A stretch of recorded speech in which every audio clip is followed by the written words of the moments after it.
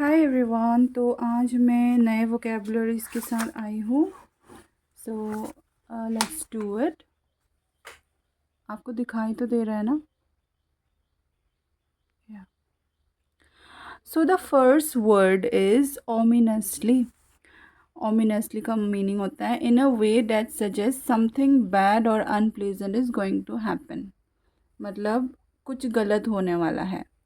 जैसे कि बोल सकते हो कि she looked at him ominously and then she went, ऐसे कह सकते हो। या फिर the clouds gathered ominously above the sky, है ना, कुछ गलत होने वाला है, स्टॉर्म आने वाला है, ऐसा। तो ओमिनसली का मतलब होता है in a way that suggest something bad और unpleasant is going to happen. Next is wipers. Wipers मतलब डिवाइसेस यूज टू वाइप और clean commonly blades from a car's windshield. Car's windshield मतलब जो कार के आगे वाली ग्लास है, वहाँ पे ब्लेड्स रहते हैं ना। जब बारिश होता है तो दो ब्लेड्स रहता है जिससे वो पानी को हटाते हैं, क्लीन करते हैं, तो वही है वाइपर्स, है ना। नेक्स्ट है momentarily, for a very short time. जैसे कि आप कह सकते हो the teacher stopped momentarily before answering the question, है ना, थोड़े थोड़े देर के लिए रुकना बस। Next is aneurysm, a bulge in a blood vessel caused by weakness in the vessel wall। मतलब कुछ फूल जाना, बल्ज हो जाना ब्लड वेसल के अंदर में, जब हमारा वेसल वॉल जो है वो वीक हो जाता है। जैसे कि she is suffering from brain aneurysm, ऐसे कह सकते हो। नेक्स्ट इज रैम शैकल, जिसका मीनिंग होता है पोरली बिल्ड और इन अ स्टेट ऑफ सीवियर डिसरिपेयर। मतलब बहुत ही गंदे हालत में है, बहुत ही पोरली बिल्ड है ये। जैसे कि this is a ramshackle house, कभी भी गिर जाएगा ऐसा घर। रैम शैकल कार, ऐसे। Next is dire, extremely serious और अर्जेंट। आप कह सकते हो I am in a dire need of blood blood for my father और a relative. The beggar is in a dire need of food and water, ऐसे। ठीक है, बहुत ही सीरियस और urgent. Next is porches. Porch और पोर्चेस plural है। Porch structures attached to a house at entrance providing a sitting space। मतलब घर के आगे जो रहता है ना, पार्शियली वॉल्स नहीं होते, बस पिलर्स होते हैं और बैठने का जगह होता है जहाँ पे बैठते हैं घर के आगे। आंगन कह सकते हैं क्या? हाँ, वैसा ही कुछ। ठीक है, पोर्टिको जिसे कहते हैं। नेक्स्ट इज वेग, नॉट क्लियरली एक्सप्रेस्ड और अंडरस्टूड। ठीक है, जैसे कि आप कह सकते हो हिज इंस्ट्रक्शंस वेर वेग, कुछ समझ में ही नहीं आया, अनक्लियर इंस्ट्रक्शन, ऐसे। एकीन, एकीन का मतलब होता है ऑफ सिमिलर कैरेक्टर। यहाँ पे एग्जाम्पल भी लिख दिया है मैंने। Her excitement was akin to death of a child. उसकी जो एक्साइटमेंट है वो बिल्कुल बच्चे की जो एक्साइटमेंट होते हैं उसकी जैसा है, मतलब ऑफ सिमिलर कैरेक्टर, अकीन। जैसे कि पहले अगर हम यूज़ करते तो मैं ऐसे यूज़ करती, her excitement was just like that of child. अब जस्ट लाइक की जगह हम अकीन यूज़ कर सकते हैं। Next is sworn, having taken an oath, strong declaration. ठीक है, जैसे आई स्वेयर कहते हैं ना, तो स्वॉर्न जो है वो स्वेयर का पास पार्टिसिपल होता है। जैसे कि he is a sworn friend, he is my sworn enemy, ऐसे। Next is diner, a small informal restaurant, है ना, छोटा सा रेस्टोरेंट, ज़्यादा बड़ा नहीं, लेकिन इतना छोटा भी नहीं, कैसे ना मीडियम साइज रेस्टोरेंट होता है ना वैसे, जहाँ पे थोड़ा सा चीप मिलता है खाना। Next is pocketing, placing something in one's pocket often secretly. जैसे कि he quickly pocketed the letter into his pocket, ऐसे कह सकते हो। या नेक्स्ट देखते हैं। नेक्स्ट है this one, cutting corners, doing things in easiest quickest और cheapest way often sacrificing quality.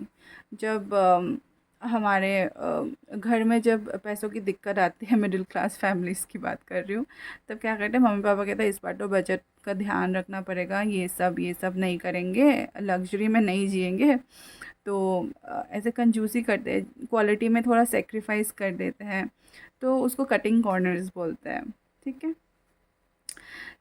फिर ये सिर्फ पैसों का मामला में भी नहीं, जैसे कि वक्त बचाने के लिए जल्दी जल्दी कुछ कर दिया आपने, क्वालिटी पे सेक्रीफाइस करके।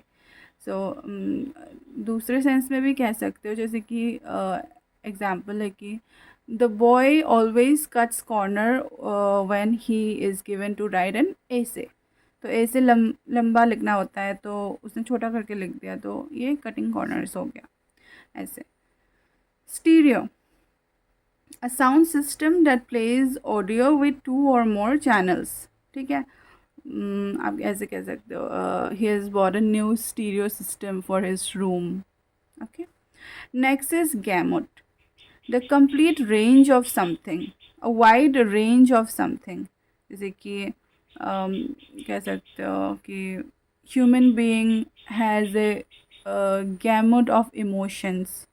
वाई मतलब एक वाइड रेंज, जैसे कि हमारे इमोशंस के रेंज बहुत ही वाइड होता है, हंसते रोते है ना, दुखी होता है। तो that's a complete range of something. ठीक है, range basically. Next is dents, small hollows और depressions in a surface caused by pressure और इम्पैक्ट। कुछ होल कर देना, जैसे कि आपने ना कैन गिरा दी पीते पीते और उसमें थोड़े से ऐसे डिप्रेशन से हॉलोस आ गए। ठीक है, ऐसे डेंस। कार आपने ठोकर मार दी कहीं पे तो वहाँ पे डेंस आ गए, ऐसे। फिर अलग सेंस में भी कह सकते हो कि पॉकेट्स में डेंस आ गए, लाइक पैसे नहीं है तब ऐसे कहते हैं लोग, है ना। नेक्स्ट इज पेरियूस्ड, रीड और एग्जामिन केयरफुली एंड थॉरली। ठीक है, बहुत ही ध्यान से कुछ पढ़ना, किसी चीज़ को एग्जामिन करना।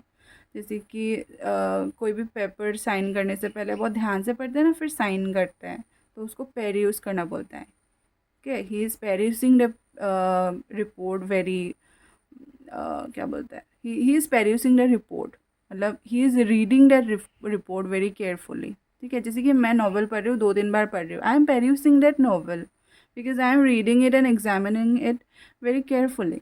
तो उसको पेरियूस बोलते हैं, बहुत ही ध्यान से पढ़ना। नेक्स्ट है ग्रेवल वॉकवे। ठीक है, ग्रेवल वॉकवे मतलब a path covered with small stones, छोटे छोटे पत्थर होते हैं ना, उससे कवर्ड है वो वॉकवे, उसे ग्रेवल वॉकवे कहते हैं। इजी था। Skitter, to move lightly and quickly, often with skipping और स्करिंग मोशन। बहुत ही लाइटली, बहुत ही क्विकली स्किप करते हुए जाना, उसको स्किटर कहते हैं। जैसे कि the mouse is skittering over the street, ऐसे।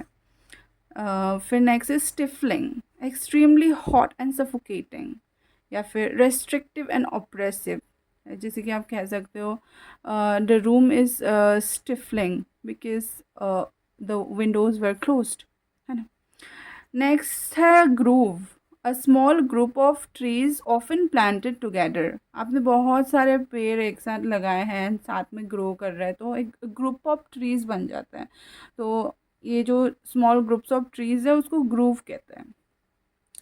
नेक्स्ट है stiffness, the state of being rigid, firm और डिफ़िकल्ट टू मूव। ठीक है, जैसे कि आप बहुत देर चेयर पे बैठे हो और जब आप उठते हो तो आपके घुटनों में ना एक स्टीफनेस महसूस होता है, आप मतलब हिला नहीं जाता है, बहुत डिफ़िकल्ट हो जाता है। तो आप, या फिर आपका नेक बहुत ज़्यादा दर्द करने लगता है, डिफ़िकल्ट हो जाता है, स्टिफ हो जाता है, रिजिड हो जाता है। ठीक है, I am having stiffness in my neck, ऐसे। फिर आप ऐसे से उसको हिला के अभी मेरा हुआ, ऐसा करके एक्सरसाइज करके ठीक करते हो उससे, तो रिजिड होना।